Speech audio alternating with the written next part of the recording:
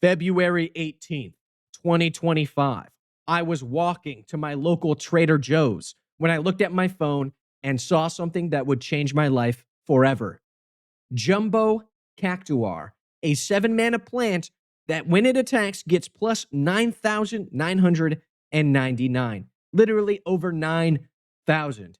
Now, I don't know about you or your playgroup, but unfortunately, mine all have jobs and disposable income to drop $200 chasing after this freaking cactus. So I know any day now it's going to come flying at my face. I've come to terms with it. I've gone through the whole cycle of grief, listening to Little Peep in my little Jeep. But what if we let them hit us? After all, it's like I've always said, if you're not 3 steps ahead, why have legs at all? So, behold, the deck that survives 10,000 damage. Now you're wondering, how is that possible? After all, 10,000 is like twice as much as our starting life total. Well, that's all part of our plan where taking damage is good. You see, our commander is Piru, the Volatile. In layman's terms, he's an 8-mana exploding dragon that gains us a bunch of life.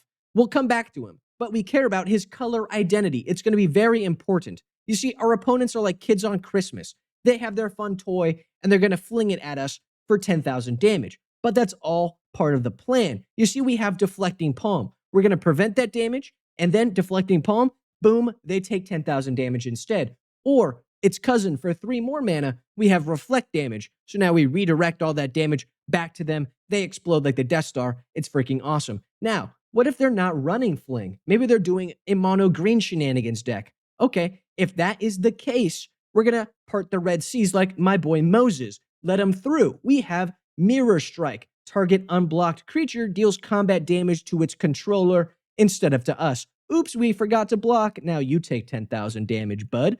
Delirium. We're going to tap that guy, even though he's already tapped, probably to attack. 10,000 damage. Good. Backlash. We're going to have to hope that the Jumbo Cactus has Vigilance because we have to tap an untapped creature. Whatever. It takes 10,000 damage. Really good. Pop quiz. If damage makes you lose, how do you not lose? The answer, don't take the damage. With Pariah and Pariah's shield, all damage that would be dealt to you is dealt to the guy that's enchanted or the guy that is equipped.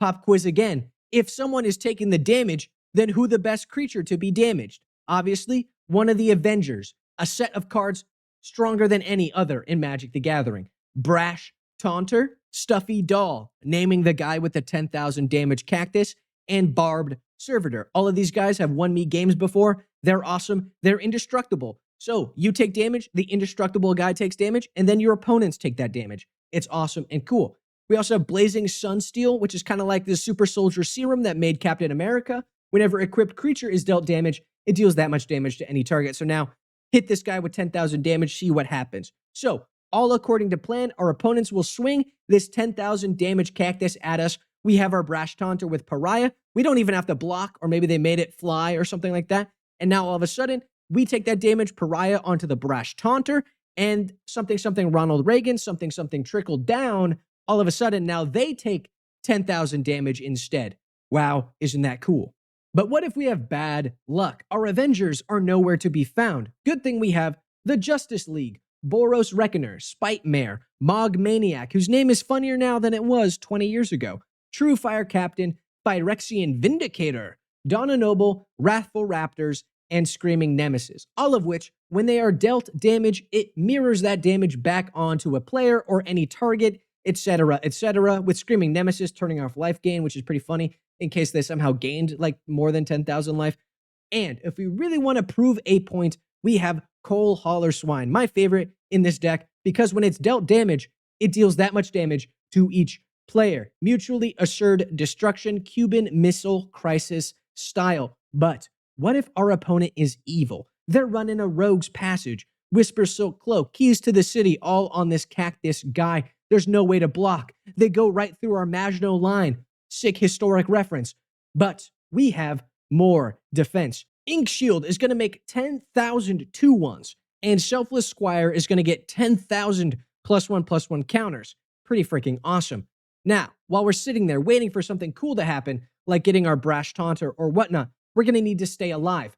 Righteous Aura can turn off damage dealt to us. Force Bubble can help us survive a little bit. Story Circle turns off damage, really good. In worst case scenarios, we have Delaying Shield, so we might still die, but 10,000 counters on it's pretty funny. And Solitary Confinement, hard to draw solutions when we skip our draw step, but hey, prevents all that damage until someone else can fix it for us. Really good. So now we're safe, all according to plan. But what is the plan? Obviously, they swing their 10,000 damage cactus at us. We have Brash Taunter. He can block. He can't block. Maybe he can, maybe he can't, but he can fight at instantaneous speed. Going into a cartoon dust ball scuffle, our opponent ends up punching themselves in the face for 10,000 damage, and just like that, we win the game. Now, before you start asking about the commander, I was about to get to it. You remember all these creatures that when they take damage, they deal that much damage to our opponents? Well, this guy is basically a big board wipe that does a bunch of damage. Meaning, if they don't have the cactus, we still kind of want to win. So he does 7 damage to our creatures, and then those creatures do that damage to our opponents, and then our opponents die. And we can cast this guy with Geode Golem for like only his taxes, which is saving us 8 mana, which is pretty cool. We also have Blasphemous Act, which is pretty cheap most times. 13 damage to our opponents. That's pretty cool. And Arc Bond does a bunch of damage to our opponents, and maybe ourselves. Maybe have Pariah. I don't care. Do whatever you want. I also threw in Whip of Erebos, Basilisk Collar, and the Minotaur Bros in the idea that some cool sorcery or instant would gain us a bunch of life, or our creatures blocking and doing all that 10,000 damage. That way we can use our Aetherflux Reservoir to do, yes, you guessed it, another Cuban Missile Crisis reference in one video. So, in conclusion, I dare you to build this cactus against me. After all, this is the deck that survives 10,000 damage. That is the end of the video, though. If you liked it, leave a like. If you subscribe, subscribe. If you want to come hang out with us, join the Discord in the description down below. And hey, what do you think of the Final Fantasy cards? Leave them in the comments down below. And what do you want me to build? Leave that in the comments down below as well. Whatever's got the top comment, I gotta build, contractually obligated.